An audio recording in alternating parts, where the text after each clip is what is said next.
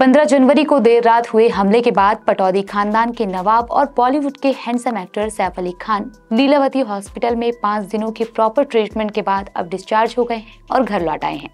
ऐसे में घर वापसी के साथ एक्टर की सिक्योरिटी का भी खास ख्याल रखा जा रहा है, जिसका जिम्मा लिया है एक्टिंग की इंडस्ट्री के जाने माने एक्टर रोनित रॉय ने, क्योंकि एक्टर की खुद की सिक्योरिटी कंपनी भी है।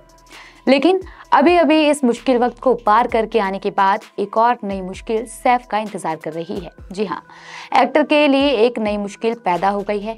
खबर है कि नवाब सैफ अली खान की 15,000 करोड़ की संपत्ति जब्त हो सकती है। दरअसल मिली जानकारी के अनुसार मध्य प्रदेश सरकार पटौदी खानदान की करीब 15,000 करोड़ रुपए की संपत्ति को शत्रु संपत्ति घोषित कर जब्त करने की तैयारी में है। बताया जा रहा है कि उनकी संपत्ति भारतीय संपत्ति एवं उत्तराधिकारी कानून के तहत बनाए गए शत्रु संपत्ति कानून के अंदर आती है, जिसके बाद अब मध्य प्रदेश सरकार उनकी ये संपत्ति जब्त करने की प्रक्रिया में है। अब सवाल है कि शत्रु संपत्ति कानून है क्या और इसे लागू किसने किया, और सैफ अली खान की प्रॉपर्टी इस अधिनियम के दायरे में होने की बात क्यों उठाई जा रही है। तो आपको बता दें कि भारत सरकार ने ये कानून अपने खास दुश्मनों पर लागू किया है, जिसमें चीन और पाकिस्तान को गिना जाता है।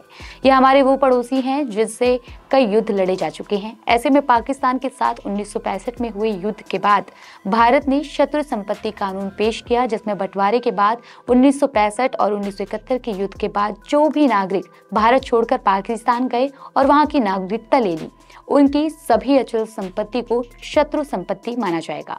ये नीति चीन के साथ युद्ध के बाद चीन पर भी लागू की गई। ऐसे में सरकार ने पाकिस्तान या चीन जाकर रहने और वहां की नागरिकता लेने वालों की संपत्ति को इसलिए शत्रु संपत्ति घोषित किया क्योंकि इन लोगों को देश के लिए खतरा माना जाता था। डर ये भी था कि अगर भारत में इनकी संपत्तियों पर हक बना रहा तो इसका इस्तेमाल विदेशी ताकतों द्वारा किया जा सकता है।